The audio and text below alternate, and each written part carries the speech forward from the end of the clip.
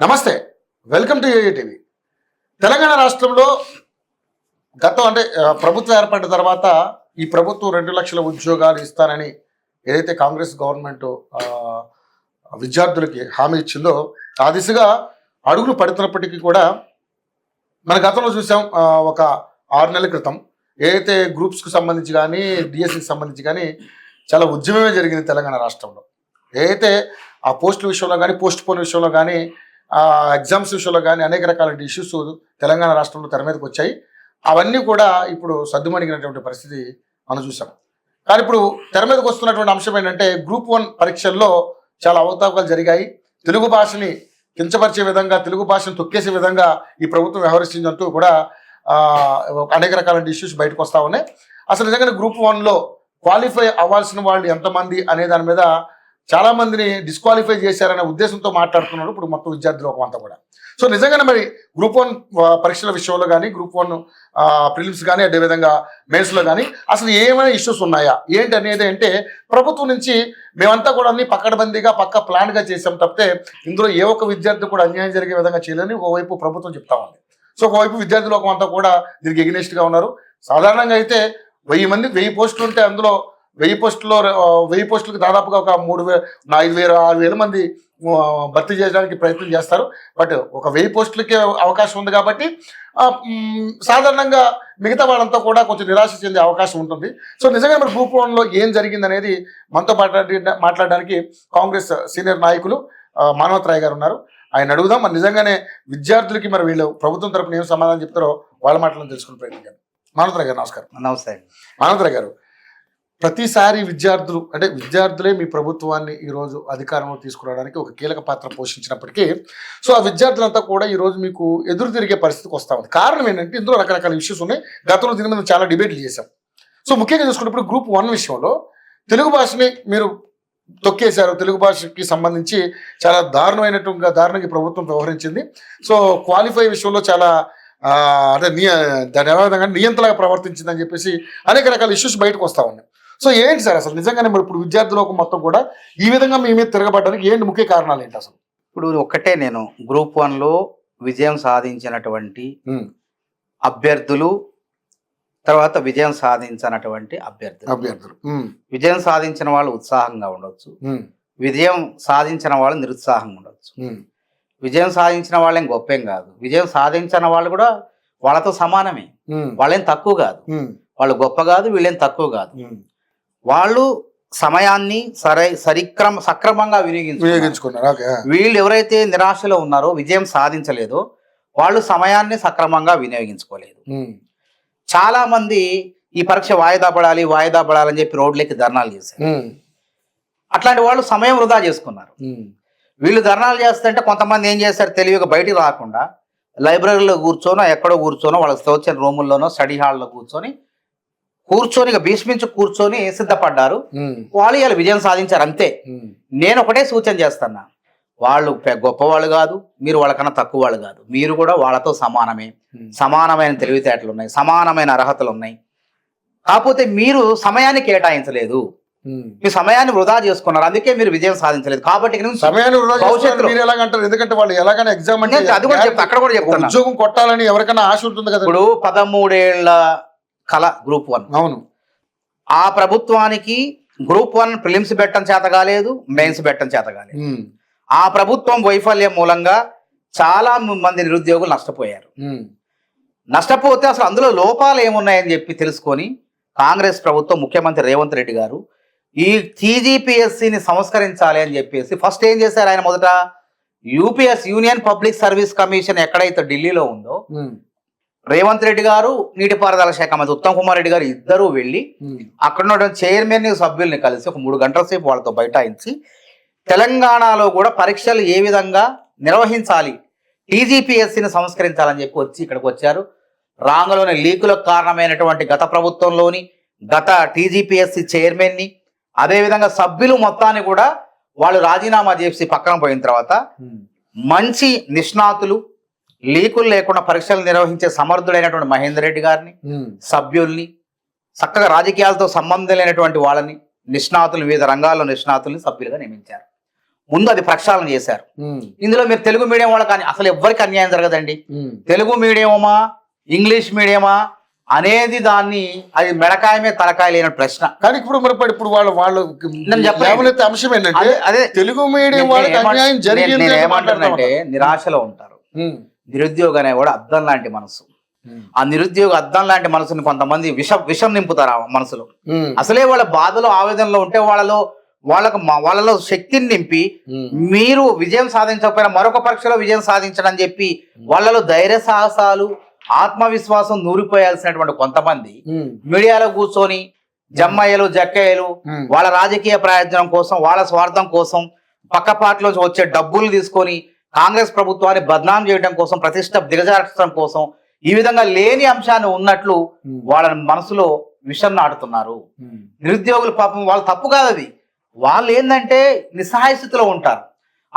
వాళ్ళ యొక్క నిస్సహాయ స్థితిని ఆసరా చేసుకొని ఇందులో తప్పు జరిగింది, ఇందులో ఇది జరిగింది జరగకుండా అంటున్నారు. తెలుగు మీడియం పరీక్షల పేపర్లు దిద్దేటప్పుడు ఇప్పుడు 3 లక్షల మంది గ్రూప్ 1 ప్రిలిమ్స్ రాస్తే అర్హత సాధించింది ఎంతమంది? మెయిన్స్ కి ముఖ్యమైన పరీక్ష రాత పరీక్షకి అర్హత సాధించింది 33,000 మంది.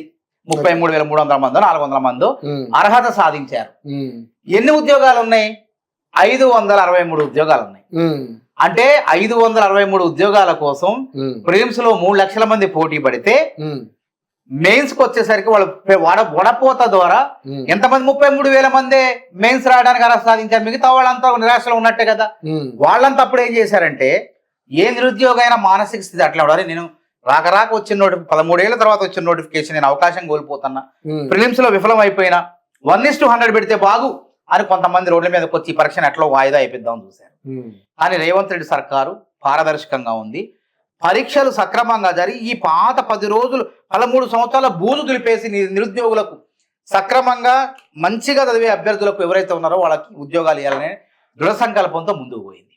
వాళ్ళ మీద వ్యతిరేకత కాదు, నిరాకరణ కాదు, ఈ పరీక్షను ఎట్లా అవగొట్టాలి అని చెప్పి అట్లనే ఏం చేసింది? ఏమైనా లీకులు చేసినవా? ఎప్పుడైనా ఏ నిరుద్యోగ అయినా దేని గురించి కొట్లాడాలా? పరీక్షలో అక్రమాలంటే ఏంది? పరీక్షలో వేరే అర్హత సాధించిన వాడు ఎవడైనా పరీక్ష రాసిండా? అక్రమాలు జరిగినాయంటే ఏంది? అవకతవకలు అంటే ఒకళ్ళ పరీక్ష ఇంకో పైలటింగ్ గాని లేకుంటే పేపర్ లీకులు గాని ఇట్లా ఏమైనా జరిగినాయా? జరిగితే పోరాటం చేయండి, మేము కూడా మద్దతిస్తాం. అంతేగాని అట్లా లేకుండా గత ప్రభుత్వం చేసిన తప్పులు చేయకుండా ప్రిలిమ్స్ విజయవంతంగా పెట్టి పటిష్టంగా పెట్టి బయోమెట్రిక్ విధానాన్ని పాటించి ఎటువంటి లోపాలు జరగకుండా పరీక్ష పెట్టి ప్రిలిమ్స్ ఫలితాలు విడుదల చేసేటప్పుడు ఏం చేశారు? జీవో 29 మీద తీసుకొచ్చారు. ఆ జీవో 29 ఎవరు తీసుకొచ్చారు? ఎవరైతే హైకోర్టులో పిటిషన్ వేశారు అంటే ఈ పరీక్ష ఆపాలని, అంటే బీఆర్ఎస్ పార్టీ ఉచ్చులో పడినట్టు కొంతమంది అప్పుడేమో జీవో 55 వద్దు, జీవో 55 ఉంటే పరీక్ష జరగదు, హైకోర్టులో కేసు వేశారు. సుప్రీంకోర్టు తీర్పు ఉల్లంఘన ఉంది, సుప్రీంకోర్టు తీర్పు ప్రిలిమ్స్ లో రిజర్వేషన్లు ఉండవని వడపోతల రిజర్వేషన్లు ఉండొద్దని తీర్పిచ్చింది. ఒకవేళ జీవో నెంబర్ 55 ద్వారా మనం పరీక్ష గ్రూప్ 1 ప్రిలిమ్స్కి వెళ్తే ఈ పరీక్ష ఆగిపోద్ది, కొట్టుడు పోద్ది, దీన్ని సవరించండి అని చెప్పి తిరిగారు ఆ బ్యాచ్. అదే అశోక్ నగర్ నుంచి తిరిగిన మళ్ళీ ఆ బ్యాచే ఉల్టా అయిపోయి జీవో 29 తీసుకొచ్చిన తర్వాత జీవో 29 ఎట్లా తీసుకొచ్చినా వీళ్ళు చెప్పంగా చేయలే. జీవో 29 అనేది 19 రాష్ట్రాల్లో అమలవుతుంది. జీవో 29లో కూడా బొక్కలు ఉన్నాయని చెప్పేసి ఎట్టి సుప్రీంకోర్టుకు పోయారు. ఏమైంది? కోర్టు కూడా సమర్థించింది, సరే అయినదే. హైకోర్టుకు పోయారు, హైకోర్టు కూడా సరే అయింది అన్నది. కానీ మీ సరైనది అంటే విద్యార్థి లోకం అంతా ఎందుకు ముఖ్యంగా చెప్పిన నిరుద్యోగ లోకం పరీక్షకు అర్హత సాధించిన వాళ్ళు ఎక్కువ ఉంటారు. ఆ రోజు ప్రిలిమ్స్ కు 3 లక్షల మంది రాస్తే 33,000 మంది అర్హత సాధించారు. మిగతా వాళ్ళంతా బాధపడతారు కదా. తప్పు కాదు అది, వాళ్ళ తప్పు కాదు. సహజ సిద్ధంగా నిరుద్యోగ అనేవాడు ఆ విధంగానే ఆవేదన పడతాడు. కానీ వాళ్ళ ఓదార్చి వాళ్ళకి ధైర్యం చెప్పి ఆత్మస్థైర్యం చెప్పి మరో ఎగ్జామ్ సిద్ధపడేలా చేయాలి. కానీ కొంతమంది ఏంది వాడు చావాలా. నిరుద్యోగం చనిపోతే బీఆర్ఎస్ వాళ్ళు దీన్ని ఆసరా చేసుకున్నాడా శవరాజకీయం చేయాలి. అంటే ఎవడన్నా బతుకు కోరతాడు, ఒక నిరుద్యోగి బతకాలని కోరతాడు. ఒకవేళ వాడు స్వయంకృతాపరాధం ద్వారా పరీక్ష విజయం కాకపోతే వాళ్ళలో మానసిక స్థైర్యం పెంచే విధంగా ఏ నాయకుడైనా ఏ విద్యార్థి సంఘాలైనా నిరుద్యోగ సంఘాలైనా ప్రయత్నం చేయాలి. అంతేగాని ఇందులో లోపాలు జరగకుండా తప్పులు జరిగినాయి అంటారు. ఇప్పుడు 29 విషయంలో 19 రాష్ట్రాలు అమల్లో ఉంది. పక్క రాష్ట్రంలో కూడా ఇదే జీవో ఉంది. వాళ్ళ అన్ని రాష్ట్రాలను పరిశీలించి ఈ పరీక్ష జరగాలి ఎట్లా ఈ రాష్ట్రాలు అని చెప్పి ముఖ్యమంత్రి రేవంత్ రెడ్డి గారు ఈ విధంగా జీవో 55 కూడా మార్చడం కాదు, సవరణ. ఇటు సుప్రీంకోర్టు తీర్పును గౌరవించాలా, అదేవిధంగా రాష్ట్రంలో ఉన్నటువంటి ఎస్సీ ఎస్టీ బీసీ మైనారిటీ వర్గాల వాళ్ళకు కూడా లాభం చేకూర్చాలి అనేటువంటి ఈ విధంగా రేవంత్ రెడ్డి గారు ప్రయత్నం చేసుకొచ్చి 55 సవరణ తీసుకొచ్చి 29 తీసుకొస్తే అక్కడ రాజకీయం చేయబోయారు. 1:100 అన్నారు. 1:100 ఎప్పుడు ఉంటది? నోటిఫికేషన్ లో మెన్షన్ పెట్టినప్పుడే ఏ నోటిఫికేషన్ లో ఏముంటే అదే కొనసాగుతుంది. అంటే మధ్యలో బట్టి విక్రమార్క గారు అప్పుడు ఏమన్నారంటే మళ్ళీ నోటిఫికేషన్ మళ్ళీ ఒక నోటిఫికేషన్ వస్తే 1:100 ఇచ్చిన తప్పులేదు. అలా కానీ నోటిఫికేషన్ ఏముంది? నోటిఫికేషన్ జరిగిపోయింది, ఇచ్చిన తర్వాత నోటిఫికేషన్ లో మెన్షన్ చేసిన తర్వాత నువ్వు మార్చడానికి వీలేదు. 1:100 అంటే ఇంకో కోర్టుకు పోతారు, కోర్టుకు పోతే మళ్ళీ పరీక్ష మొదటి కాడికి వస్తుంది, ఆగిపోతుంది. కాబట్టి అన్ని కూడా ఆలోచన చేసి మాకు 1:100 ఇవ్వాల్సి ఉన్నప్పటికీ మన ముఖ్యమంత్రి గారు కూడా అన్నాడు మేము చర్చలో పోయినప్పుడు 1:100 ఇస్తే తప్పు ఏంటంటే మళ్ళీ కోర్టుకు పోతారు. 1:50 అన్నోళ్ళు వాళ్ళకి ఎట్లా ఇస్తారు క్వాలిఫై కాకుండా అని చెప్పి కోర్టుకు పోతే మళ్ళీ మీ నోటిఫికేషన్ లో ఉందా, నోటిఫికేషన్ లేని ఎట్లా ఇచ్చారు 1:100 అని చెప్పి మళ్ళీ కోర్టు ఆఫ్ చేస్తే మళ్ళీ పరీక్ష మొదటి నుంచి పెట్టాల్సి వస్తుంది. కాబట్టి ఆ తప్పు జరగకుండా ముఖ్యమంత్రి రేవంత్ రెడ్డి గారు చాలా జాగ్రత్తలు తీసుకోబట్టే ఈ రోజు గ్రూప్ 1 ఫలితాలు ఇంత వేగంగా పారదర్శకంగా వచ్చినాయి. దీన్ని మీరు తెలుగు మీడియం అన్నారు G29 సుప్రీంకోర్టు కూడా సమర్థించింది దీన్ని. సుప్రీంకోర్టు ఇచ్చిన జడ్జిమెంట్ ప్రకారం పరీక్ష జరిగింది. ఇక్కడ అర్థం కావట్లేదు జయం చేస్తారు, ఎస్సీ ఎస్టీలు బీసీలకు అన్యాయం జరుగుతుంది, ఓసీల కోసమే ఈ పరీక్ష తీసుకొచ్చారు, G29 తీసుకొచ్చారు ఎవడెవడో అన్నాడు. ప్లకార్డులు ఈ విధంగా మరి మీరు అన్నదానికి మరి ఇంత దారుణంగా మీకు రియాక్షన్ వస్తుంది. చెప్పండి, అది చెప్తారు. ఏం చేస్తా తెలుగు భాష అంటే తనుడే TGPSC. ఓకే, తెలుగు భాష ప్రామాణికం కాదు TGPSC. తెలుగులో రాస్తే మార్కులు వెయ్యం TGPSC. తెలంగాణ తెలుగు కూడా గ్రూప్ 1 లో అన్యాయానికి గొంతెత్తరా? ఇవన్నీ ఎందుకు వస్తున్నాయి? అదేంటంటే చెప్పింది కదా, ఎవరైతే అర్హత సాధించలేను అక్కస్ తీసుకోవడం, అక్కస్ అది వాడి వాళ్ళ మానసిక పరిస్థితి, అది తప్పదు. అది నిరుద్యోగులు ఆ విధంగా చేశారు. అప్పుడు ఏమన్నారు, సెంటిమెంట్ డ్రా చేయడం అనమాట. అంటే కులపరంగా మతపరంగా G29 విషయంలో ఏమన్నారు, కులపరంగా ఏమైనా ఎత్తారు సెంటిమెంట్, ఈ పరీక్ష ఆగిపోవాలి ఎట్లయినా. కేసీఆర్ ప్రభుత్వం చేత కాలేదు కాబట్టి కేసీఆర్ ప్రభుత్వం వెనక నుంచి కొంతమందిని ఉసుగొలిపి కాంగ్రెస్ ప్రభుత్వం రేవంత్ రెడ్డిని బద్నాం చేయడం కోసం ఈ పరీక్ష కూడా ఆగిపోవాలి. రేవంత్ రెడ్డి గారు ఏ పంతాలు పెట్టినా పరిస్థితి ఎలా విధంగా ఉంది, అది ఆయనకి ఎదురు తిరిగే పరిస్థితి. పారదర్శకంగా 55,143 ఉద్యోగాలు భర్తీ చేశారు. అది గొప్ప ముఖ్యమంత్రి రేవంత్ రెడ్డి గొప్ప చరిత్ర. అది ఎందుకంటే చరిత్రకి పరీక్ష లీకులు చేసి ఆగిపోవటం ముఖ్యమా, పరీక్ష పారదర్శకంగా వేగవంతంగా పెట్టి ఉద్యోగాలు ఇవ్వటం ముఖ్యమా? అంటే ఈ లెక్క ప్రకారం 55 కాదు 56,500 ఉద్యోగాలు ఇచ్చినాం మేము. అది నిజమైనటువంటి వచ్చిన తర్వాత 55,500 ఉద్యోగాలు ఇచ్చారు. గొప్ప కాదు అది. గ్రూప్ 1 అందులో కలపండి 523 గ్రూప్ 3, 1300 గ్రూప్ 3, గ్రూప్ 2 783 గ్రూప్ 2. మరి ఇంత సమర్థవంతంగా పారదర్శకంగా బయోమెట్రిక్ వాడి ఏ లోపాలు జరగకుండా గ్రూప్ 1 పెడితే 29 జీవో అన్నారు. 29 జీవో తప్పు, ఇది సరైనదే అని చెప్పి ఎందుకు మళ్ళీ ఏం చేశారు, ఓసీలకు న్యాయం చేయడం కోసం అన్నారు. ఆడ ఫలితాలు వచ్చిన తర్వాత క్లీన్స్ ఫలితాలు వచ్చిన తర్వాత ఏం తేలింది, 17,000 మంది బీసీలు మెయిన్స్ రాశారు. ఓసీలు ఎంతమంది రాశారు, ఈడబ్ల్యూఎస్ కోటా కలిపి ఓసీలు రాసింది 5,000 మందే. మరి రెచ్చగొట్టారు, కులాలను రెచ్చగొట్టారు, మన వర్గాలకు అన్యాయం జరుగుతుంది అంటే పరీక్ష ఆగిపోవాలని సెంటిమెంట్ రాజేసి. అదే విధంగా ఎస్సీలు వాళ్ళ రేషియో ప్రకారం 3,700 మంది రాశారు, ఎస్టీ 2,700 మంది రాశారు. ఇంకెక్కడ అన్యాయం జరిగింది, అది అక్కడ చల్లబడ్డారు పాపం. ప్రత్యక్షంగా TGPS అనేది అనుమానాలు నివృత్తి చేసిన తర్వాత చల్లబడ్డారు. ఏం చేయాలి అర్థం కాలే. ఇక తప్పదు, ఈ పరీక్ష ఆపలేము అనుకున్న తరంలో పరీక్ష జరిగింది, మెయిన్స్ రాశారు. ఫలితాలు వచ్చిన తర్వాత కూడా 33,000 మంది రాశారు. 33,000 మందిలో ఎంతమందికి ఉద్యోగాలు వస్తాయి, 563 మంది. 563లో తెలుగు మీడియంలో ఎంతమంది రాశారు, 7,000 మంది రాశారు. ఇంగ్లీష్ మీడియంలో 12,000 మంది, ఉర్దూ మీడియంలో 9 మంది 10 మంది రాశారు. మరి అందరికి వస్తాయి ఉద్యోగాలు? రావు కదా, అందరికి రావు. తెలుగు మీడియాన్ని ఎందుకు తక్కువగా చేసి చూసారు? తెలుగు మీడియం ప్రశ్న పత్రాలు మూల్యాంకనం ఇంగ్లీష్ తెలుగు భాషను చంపుతున్నా పట్టించుకొని తెలంగాణ భాష తెలుగు భాషను పట్టించుకోకపోతే తెలుగులో పెడతారా చెప్పండి? మన ముఖ్యమంత్రి తెలుగు మీడియం చదివి, నేను చెప్పుకున్నా ఆయన తెలుగు మీడియంలో చదువుకున్న, గవర్నమెంట్ పాఠశాలలో చదువుకున్న, తెలుగు భాష తక్కువేం కాదు. కేటీఆర్ వీళ్ళు అవహేళన చేసిన, రేవంత్ రెడ్డి ఇంగ్లీషు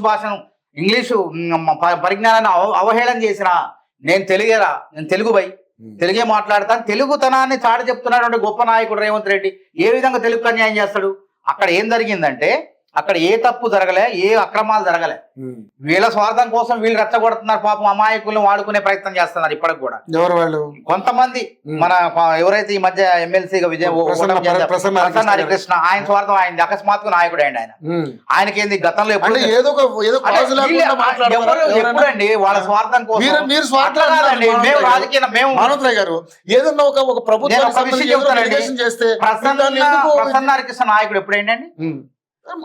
నేను చెప్తాను, మొన్నటి దాకా ఆయన కోచింగ్ సెంటర్ పెట్టుకుని కోట్లు సంపాదించిండు. మొన్న అంతకు ముందు కూడా మీరు అశోక్ కుమార్ అంతే అన్నారు. అంతే కదా, వాళ్ళ స్వార్థం కోసం కోచింగ్ సెంటర్ తప్పి సంపాదించి ప్రసన్న హరికృష్ణ ఎక్కువ సంపాదించిండు. ఇంకా ఆ డబ్బులతోనే పోటీ చేసిండు ఆయన. కాంగ్రెస్ టికెట్ అడిగిండు, కాంగ్రెస్ నిరాకరించింది. కాంగ్రెస్ అభ్యర్థి వేరే వాళ్ళకి అట్లా గానే కాదు. నిరుద్యోగులు ఎవరికి వేయాలో వాళ్ళకి వేసారు. సరే, కాంగ్రెస్ అభ్యర్థి స్వల్ప తేడాతో ఓడిపోయిండు. అట్లా మరి మొత్తం వెనకే రావాలి కదా. ఇప్పుడైనా ఉచితంగా చెప్పిండు చదువు ఏమన్నా, వేల రూపాయలు ఫీజులు తీసుకొని కోచింగ్లు ఇచ్చిండు. ఉత్తగా వీలే కదా. ఆ డబ్బు సంపాదిండు. పక్క గవర్నమెంట్ లెక్చర్, ఓ పక్క కోచింగ్, 2 రకాల ఆదాయం ఉంది కదా. ఏమైనా త్యాగం చేసిండా చెప్పండి? ఇంకో ఆయన ఎవరో మాట్లాడతాడు, ఆయన తెలంగాణ ఉద్యమం చేసిన, అది చేసిన, ఇది చేసిన అంటాడు. ఏం చేసిండు? తెలంగాణ ఉద్యమం అందరూ చేశారు, అందరూ నేను చేసిన, మా సీనియరే ఆయన. నేను కాదంటలే, మా సీనియరే ఆయన. అంటే మా గౌరవం మంచిగా ఉంది. కానీ ఎవడో ఏదో ఇచ్చిండని చెప్పేసి దాన్ని పట్టుకొని చదువుకొని మాట్లాడటం కాదు. మన స్వతహాగా ఉండాలి. ఎవడు చేసే పని వాడు చేయాలి. ఉద్యమ నాయకుడు అవును. జీవో నెంబర్ 29 దాన్ని తెలవకుండా తీర్మానం మాట్లాడిండు. తెలుసుకొని మాట్లాడు. ఎందుకు 29 సవరణ చేయాల్సి వచ్చింది అనేది. అదే విధంగా ఇష్టం వచ్చినట్టు ఏదో ఎవడో చెప్పడం అట్లా కాదు. మనం ఎవరికి ఇప్పుడు 523 మందికి ఉద్యోగాలు వస్తున్నాయి. మరి వాళ్ళు నిరుద్యోగులు కాదా?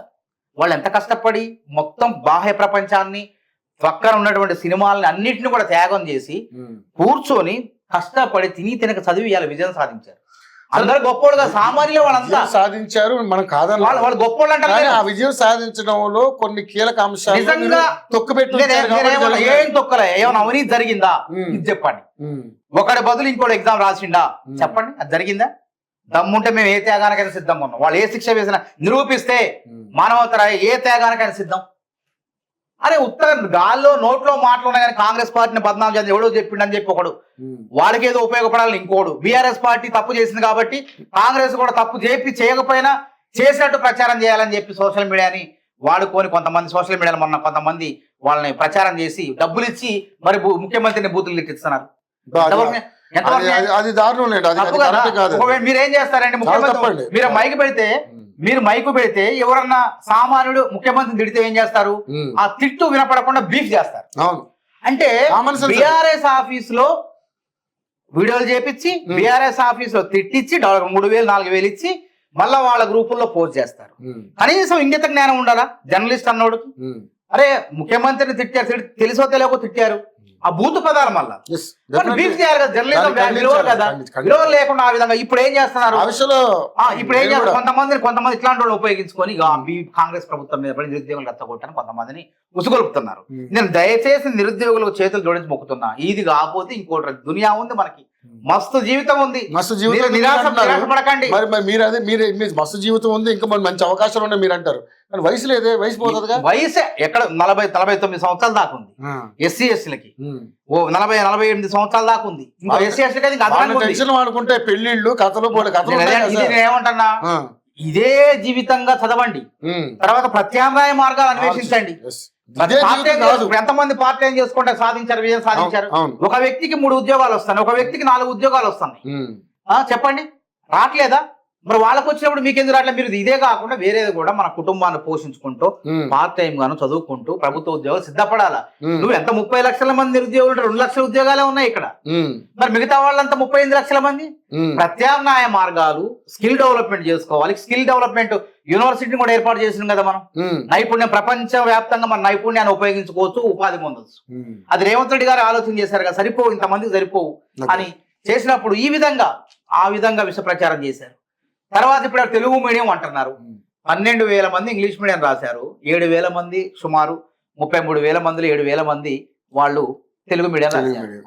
పేపర్ ఇచ్చేటప్పుడు దిద్దేటప్పుడు ఆ పైన బార్ కోడ్ అనేది చింపేస్తారు. ఆడ ఎవరి పేరు ఉండదు. చింపేసిన తర్వాత మూల్యాంకనం అనేది అడిగిపోద్దో కూడా తెలియదు, నాకు కూడా తెలియదు. నాకు తెలుసా నేను చెప్తే తప్పే. ఎవడన్నా వాడు దిద్దిండు, వీడు దిద్దిండు, డిగ్రీ కాలేజ్ లెక్చర్ దిద్దిండు అని చెప్పేవాడు ఎవరున్నాడు చెప్పు తీసుకొని కొట్టాల. అది ఎవ్వరికి కూడా తెలియదు, అది ఎవరు దిద్దారో కూడా తెలియదు. అంత రహస్యంగా చాలా జాగ్రత్తలు పాటిస్తుంది టీజీపీఎస్సీ. అది మన స్వార్థం కోసం వాడు దిద్దిండు వీడు దిద్దిండు అనుభవం నీకేం తెలుసు అంటానా. Degree college junior college lecture దిద్దారని చెప్తాడు ఎవడో వాగుతాడు. జూనియర్ కాలేజ్ దిద్దారా, ప్రొఫెసర్లు దిద్దారా, లేకపోతే వేరే ఇంగ్లీష్ మీడియం వేరే రాష్ట్రాల్లో దిద్దారా, తెలుగు మీడియం ఎవరు దిద్దేంది? నీ భాషా నైపుణ్యం, నువ్వు రాసిన రాత, నీ విషయ పరిజ్ఞానం, నువ్వు చెప్పినటువంటి అందులో అందమైన రాత ఇవన్నీ చూస్తారు, పరిశీలిస్తారు. నువ్వు అందమైన రాత రాయకపోయినా నీలో విషయ పరిజ్ఞానం ఉంది, రాసిన దాంట్లో విషయం ఉందా లేదా, సోది చెప్పకుండా సంక్షిప్తంగా చెప్పినా లేదా, ఇవన్నీ చూస్తారు. నేను ఒక తెలుగులో డాక్టరేట్ గా నేను చెప్తున్నా తెలుగు సాహిత్యంలో. కానీ ఇక్కడ ప్రొఫెసర్స్ ఎంతమంది దిద్దుంటారు, వాళ్ళ పేర్లు ఏమైనా చెప్పగలుగుతారు? అట్లా ఎట్లా చెప్తావు? అట్లా చెప్తే ఇంకా నీకు మొత్తం లీకేనేగా. చెప్పకూడదు. యూపీ ఇప్పుడు సివిల్ సర్వీస్ ఏ ఎగ్జామ్స్ ఉన్నాయో యూనియన్ పబ్లిక్ సర్వీస్ లో అదే విధానాన్ని కొనసాగించిన వాళ్ళు చెప్తారా? చెప్పండి. 3 నెలలు 4 నెలలు పట్టింది. ఎన్ని తక్కువ పేపర్లు ఇవి, తక్కువ పేపర్లే ఇవి. 3 నెలల్లో 7,000 తెలుగు, మళ్ళీ 2 సార్లు మూల్యాంకనం జరిగింది, ఒకసారి కాదు. ఒకరు దిద్దిన తర్వాత మళ్ళీ ఇంకోటి దిద్దిచ్చిన. తప్పులు దొరలకుండా జాగ్రత్తలు పడ్డం. ఇన్ని జాగ్రత్తలు తీసుకొని వేగవంతంగా పారదర్శకంగా ఫలితాలు విడుదల చేసిన తర్వాత అందులో తప్పులు భూతద్దంలో వెతికేసి నిరుద్యోగుల్ని ఆగం చేసే ప్రయత్నం మళ్ళీ చేస్తున్నారు. ఇంకోటి బుద్ధున్నోడు ఎవడైనా సరే, మెడకాయ మీద తలకాయ ఉన్నోడు ఎవడైనా సరే, నిరుద్యోగులారా మళ్ళీ చదవండి. మీరు మళ్ళీ ఈ వర్గీకరణ నిన్న బీసీ రిజర్వేషన్ ఆమోదమైంది. అదే విధంగా వర్గీకరణ ఇవాళ చర్చ జరుగుతుంది, ఇవాళ సాయంత్రానికి ఆమోదమైంది. ఆమోదమైన తర్వాత మే నెలలో మళ్ళీ మంచి నోటిఫికేషన్ 400 సుమారు ఉన్నాయి ఉద్యోగాలు. గ్రూప్ 1 గ్రూప్ 2 ఉన్నాయి. అన్ని ఉద్యోగాలు క్యాలెండర్ వారిగా, జాబ్ క్యాలెండర్ వారిగా కాంగ్రెస్ ప్రభుత్వం నిరుద్యోగుల యొక్క ప్రాధాన్యతను గుర్తించి వాళ్ళు చేసిన సేవను గుర్తించి ప్రయత్నం చేస్తుంది. రేపు మళ్ళా కూడా 5 లక్షల మంది అప్లై చేస్తారు గ్రూప్ 1 ఇస్తే నోటిఫికేషన్. మరి 5 లక్షల మందిలో ఎంతమంది మెయిన్స్ అర్హత అవుతారు? మళ్ళీ 30,000 మంది, అంతకన్నా ఎక్కువ కాదు. ఇలాంటి 1:200 తీసుకుంటే 60,000 మంది అవుతారు 1:100 తీసుకుంటే. కాబట్టి ఇది ఎప్పుడు కూడా నిరంతరంగా ఉద్యోగం వచ్చిన వాడు సంతృప్తి, ఉద్యోగం రానివాడుకి అసంతృప్తి ఉంటది. అసంతృప్తే గాని ఉద్యోగం రానివాడు చేతగానోడుగా, ఉద్యోగం రాని వచ్చిన వాడికన్నా సమర్థుడే ఉంటాడు. కానీ సమయం కేటాయింపులో తేడాలు ఉన్నాయి. వాడు ఒళ్ళు దగ్గర పెట్టుకొని చదివిండు, నువ్వు కొంచెం ఏదో ఏం కాదులే ఒకనాడు పోయేద్దాం ఇటు పోయేద్దాం అని వెసులుబాటు ఇచ్చుకున్న ఉద్యమాలు చేసినావు, ఆగిపోయావు. ఇలా ఉద్యమం చేసిన వాళ్ళు కూడా చాలా మంది కూడా నేను చూసిన, ఎవరికైనా వచ్చినా సంతోషం. ఎందుకంటే కొట్లాడారు పాపం, కష్టపడి చదివారు, వాళ్ళు కూడా తపస్సు చేశారు. మన ముఖ్యమంత్రి గారితో చర్చలు కూడా మాతో చర్చలకు వచ్చారు, చాలా మంది వచ్చారు. వచ్చిన వాళ్ళు ఎవరైనా ఉన్నారా అంటే ఒక్కళ్ళకి గ్రూప్ 3 కూడా రాలేదండి. గ్రూప్ 3 కూడా, ఎందుకంటే ఆడ కక్షపూర్తం ఉండదు, ఎవడి పేపర్ని ఎవరు దిద్దుతున్నారో కూడా తెలియదు, ఆడ వివరాలు ఉండవు. ఆ కట్ చేసిన తర్వాత దిద్దుతారు, దిద్దిన తర్వాత మార్కులు ఇచ్చిన తర్వాత బార్ కోడ్ బట్టి మళ్ళా ఈ మార్కులు వీళ్ళకి వచ్చినాయని చెప్పి వేస్తారు. అక్కడే అన్యాయం జరుగుతుంది. అట్లా జరగదు. ఏదన్నా ఏ త్యాగానికైనా సిద్ధం మానవత. అట్లా నిజంగా ఎవరైతే అట్లా మాట్లాడారో రమ్ముంటే రమ్మని నిరూపించమనండి. వాళ్ళ సమయం కేటాయించకపోవటం, వాళ్ళ కొంత అసమర్థతగా ఉండటం, పట్టించుకోకపోవటం, ఏం కాదు ఈ వాయిదా పడితే ఇంకా చదువుదాం. అది ఎప్పుడు నోటిఫికేషన్ చేయండి, 2022 నోటిఫికేషన్ అండి. గ్రూప్ 2 గ్రూప్ 3 వాయిదా వేసుకుంటూ వచ్చిన పటిష్టంగా పారదర్శకంగా ఏ న్యాయపరమైన చిక్కులు రాకుండా ముఖ్యమంత్రి రేవంత్ రెడ్డి గారు పరీక్ష పెట్టారా లేదా? ఇది గొప్పతనమా కాదా? జీవో నెంబర్ 29 తో ఇప్పుడు ఎస్సీ ఎస్టీలకి న్యాయం జరిగింది, అన్యాయం జరిగింది. న్యాయం 17,000 మంది రాశారండి. దమ్ముంటే రమ్మనండి. ఈ మాట్లాడే వాళ్ళని కూర్చొని ఉదర కొడుతున్నారు. 17 జీవో 55 సవరణ చేసి 29 లాగపోతే 29 జీవో మన తీసుకురాబట్టే పరీక్ష ఆగిపోయేది మళ్ళా. ఎందుకంటే సుప్రీంకోర్టు తీర్పు విరుద్ధం 55. సుప్రీంకోర్టు ఏం చెప్పింది? గ్రూప్ 1లో కానీ సివిల్స్ ఇట్లా దీంట్లో వడాపోతలు రిజర్వేషన్లు వద్దని చెప్పింది. అక్కడ సివిల్ సర్వీస్ లో కూడా లేవు. ఒక్క రిజర్వేషన్ ఒకసారి ప్రిలిమ్స్ లో వాడుకున్నావా, నువ్వు మళ్ళీ మెయిన్స్ లో వాడుకోవడానికి వీల్లేదు. ఒక్కసారే వాడుకోవాలి. ఒక అభ్యర్థి 2 సార్లు రిజర్వేషన్లు వాడుకోవద్దని చెప్పి తీర్పు చెప్పింది సుప్రీంకోర్టు. కాబట్టి సుప్రీంకోర్టు ఆ తీర్పును అమలు చేసే విధంగా నువ్వు పరీక్ష పెడతావా? లేదా సుప్రీంకోర్టు ఏది నాకు అవసరం లేదు నేను ఇష్టం వచ్చిన పెడతానంటే ఎట్లా కలుగుతుంది?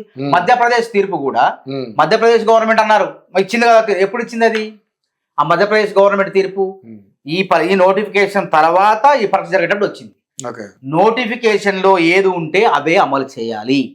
మధ్యప్రదేశ్ తీర్పిచ్చింది కాబట్టి మళ్ళీ మొన్న ఏం చేస్తున్నాం కాంగ్రెస్ ప్రభుత్వం, అరే వడపోత రిజర్వేషన్లు ఇవ్వాలి అని చెప్పి మధ్యప్రదేశ్ కోర్టు హైకోర్టు ఇచ్చింది. ఇస్తే మొన్న ఒక నోటిఫికేషన్ ఇచ్చిన అక్టోబర్లో జరగాల, దాంట్లో జీవో 55 ద్వారానే పరీక్ష పెడదాం అనుకున్నాం. మనకేది కోర్టు ఇచ్చిన తర్వాత ఇప్పుడు ఏమైంది, సుప్రీంకోర్టు హైకోర్టు ఏం చేసినాయి, మళ్ళా గతంలో సుప్రీంకోర్టు తీర్పుని సమర్థించింది. మళ్ళా మధ్యప్రదేశ్ కోర్టు తీర్పును అమలు చేయలేము.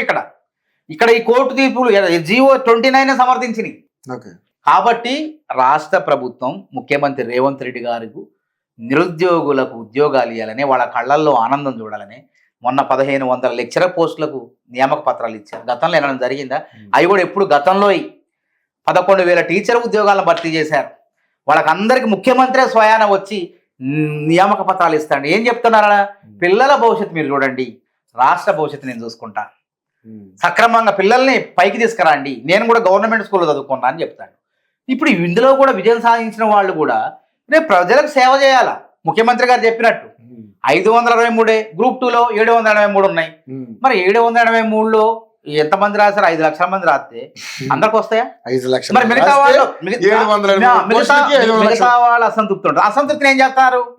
అసంతృప్తి జ్వాలల మీద అగ్నికి ఆజ్యం పోసినట్టు రెచ్చగొడుతున్నారు ప్రతిపక్షాలు. ఈ ఉంటారు కదా యూట్యూబ్ ఛానల్లో కూర్చొని, టీవీ ఛానల్లో కూర్చొని ఉదరగొట్టే వాళ్ళు ఉన్నారు కదా. నాయన చెడగొట్టొద్దు, మనిషిని బతికించండి, చంపొద్దు. కూడా అసలే ఒక మీ వైఖరి మూలంగా రోడ్ల మీదకి వచ్చి ధర్నాలు చేయటం వల్ల వాడు జీవితం కోల్పోయాడు. గ్రూప్ 1 కోల్పోయాడు, గ్రూప్ 2 కోల్పోయాడు, చివరికి గ్రూప్ 3 కూడా రాదా. కాబట్టి ఈసారి వాళ్ళు విజయం సాధించాలంటే ప్రభుత్వం ఏమైనా తప్పు చేస్తే నిలదీయండి, కొట్లాడండి. ప్రభుత్వం తప్పు చేయకుండా తెలుగు మీడియం వాళ్ళకి అన్యాయం జరిగింది, తెలుగు భాషకు అన్యాయం జరిగింది. ఇక్కడ తెలుగు భాషకు ఎక్కడ అన్యాయం జరిగింది చెప్పండి? తెలుగు భాషకు అన్యాయం, నీకు మార్కులు రాపు తెలుగు భాషకు అన్యాయం జరిగిందా? టాప్ లో తెలుగు మీడియం వాళ్ళు కూడా ఉన్నారు, ఇంగ్లీష్ మీడియం వాళ్ళే కాదు. ఈ గ్రూప్ 1 ఫలితాల్లో టాప్ 100లో తెలుగు మీడియం వాళ్ళు కూడా ఉన్నారు. మీరు చూడండి, ఇంకా అసలు ఎవరికి ఎన్ని మార్కులు వచ్చినాయో 10 రోజుల తర్వాత చెప్తాను. టీజీపీఎస్సీ గ్రూప్ 1లో అక్కడ ఆకముందే విషయం తల్లటం ఎంత దారుణం అండి, ఎంత దిగజాడు రాజకీయం అండి.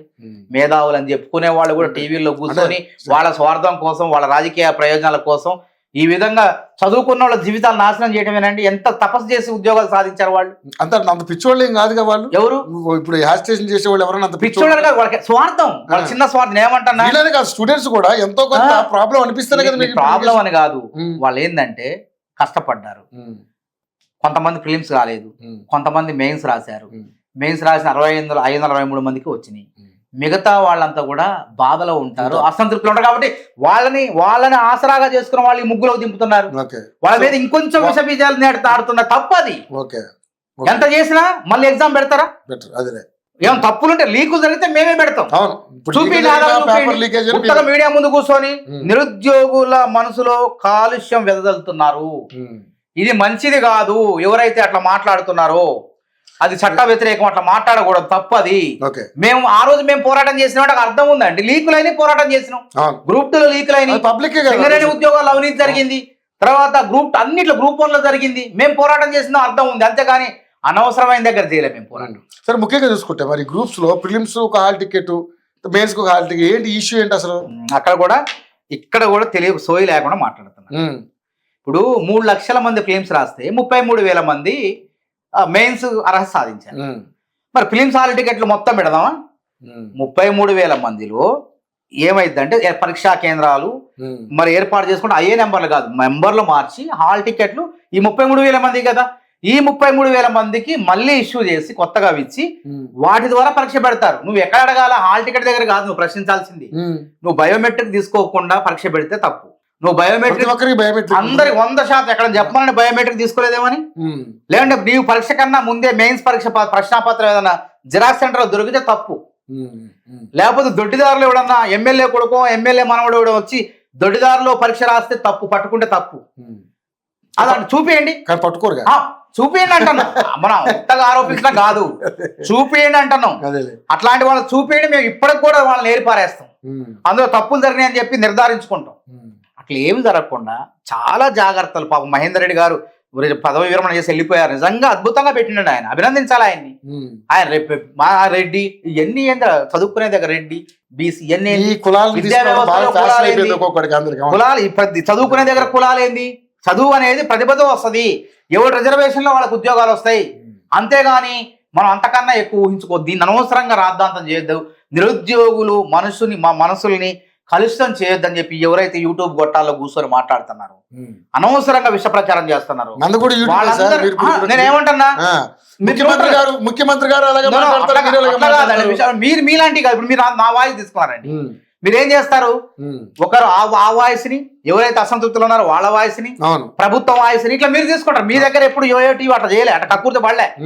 ఎప్పుడు కూడా యోయో టీవీ నేను ఇప్పటి నుంచి కాదు ఎప్పటి నుంచి చూస్తాను కదా, యోయో టీవీ అనేది అన్ని వాయిస్ల్ని, అందరు ప్రభుత్వ వాదాన్ని, నిరుద్యోగుల వాదాన్ని, విద్యార్థుల వాదాన్ని తీసుకోవాలి. కానీ నిన్న కొంతమంది డిబేట్లు పెట్టారు.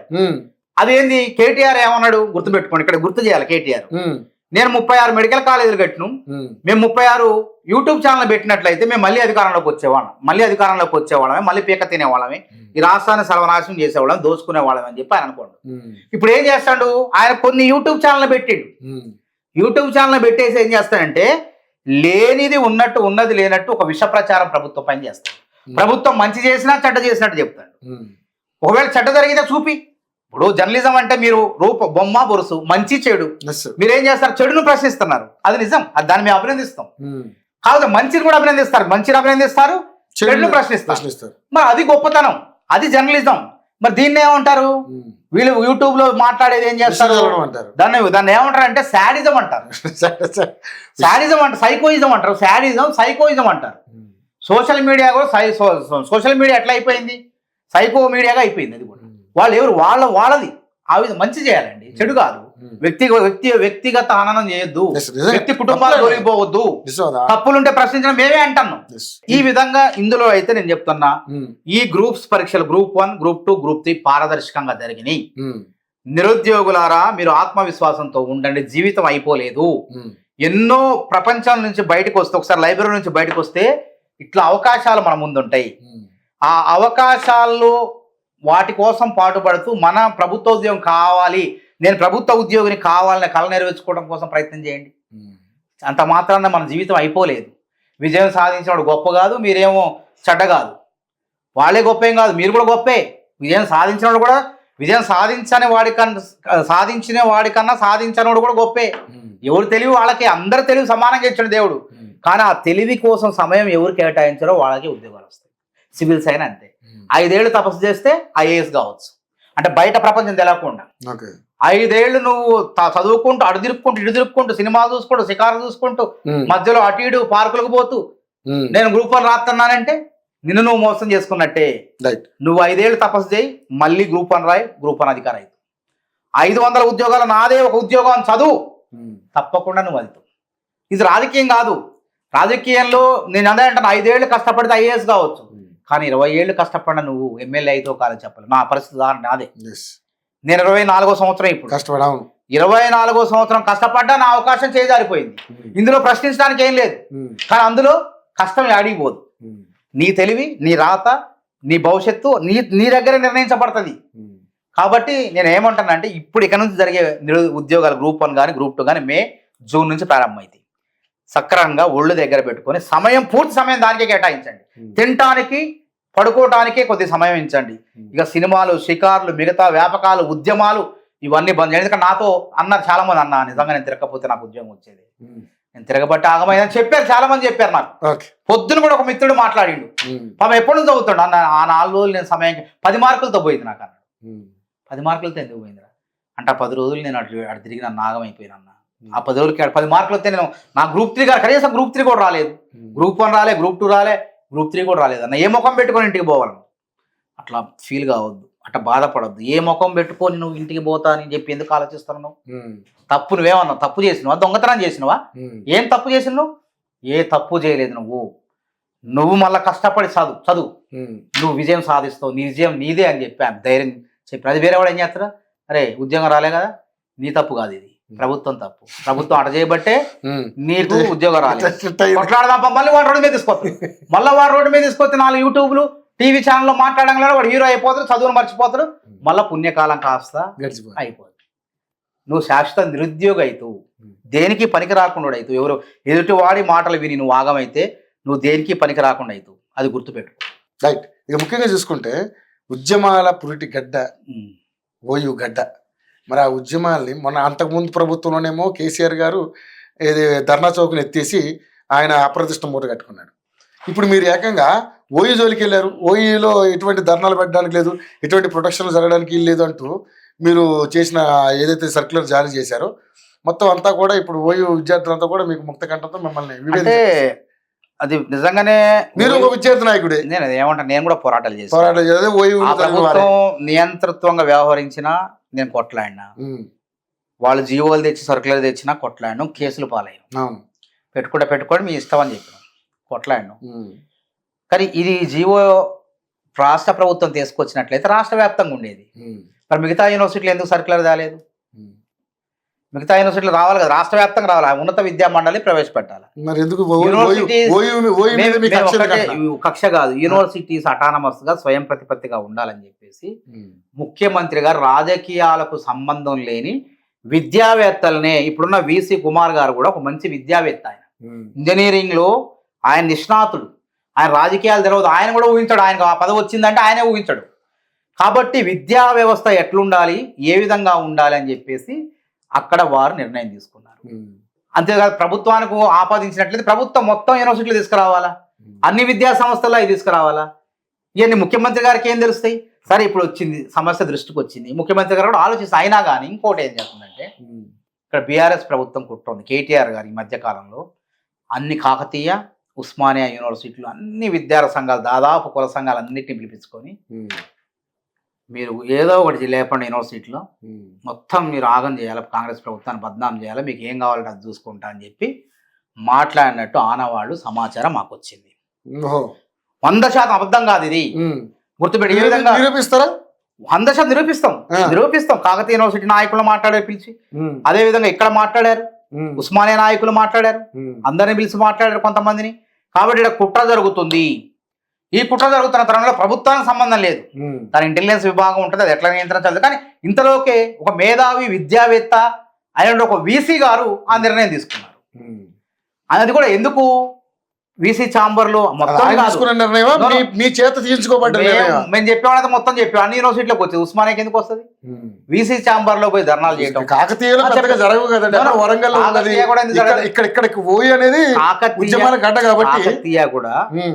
కూడా ఉద్యమ మంచి నేపథ్యం ఉంది అక్కడ కూడా.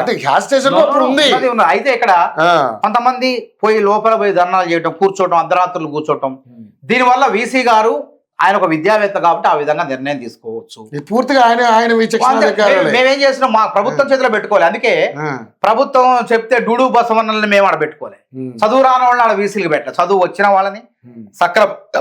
వీసీ అంటే యూనివర్సిటీ పాలకుడు కదా, విద్యా యొక్క వ్యవస్థను కాపాడేటువంటి విద్యా. ఉస్మానియా యూనివర్సిటీ గ్రేడింగ్ పడిపోయింది, కాకతీయ గ్రేడింగ్ పడిపోయింది. ఆ గ్రేడింగ్ పెంచేటువంటి వాళ్ళని ఏ విధంగా పెంచుతారో పెంచండి అని చెప్పి వాళ్ళ వీసీలు నియమించారు.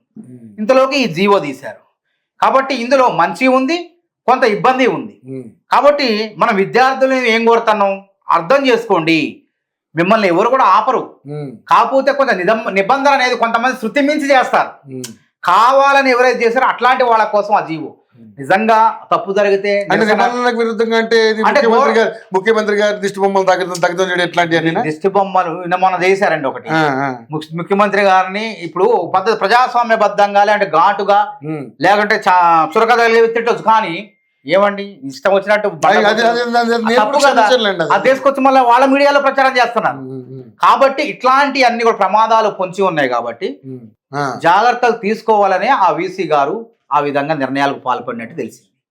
కాబట్టి ఇందులో విద్యార్థులు కూడా కొంచెం సమయం పాటించండి, నిరుద్యోగులు కూడా సమయం పాటించండి. ఇది మనం ఏరుకోరు తెచ్చుకున్న ప్రభుత్వం. మనం యూనివర్సిటీలు విద్యాపరంగా ముందుకు పోవాలి, పరిశోధన పరంగా ముందుకు పోవాలి.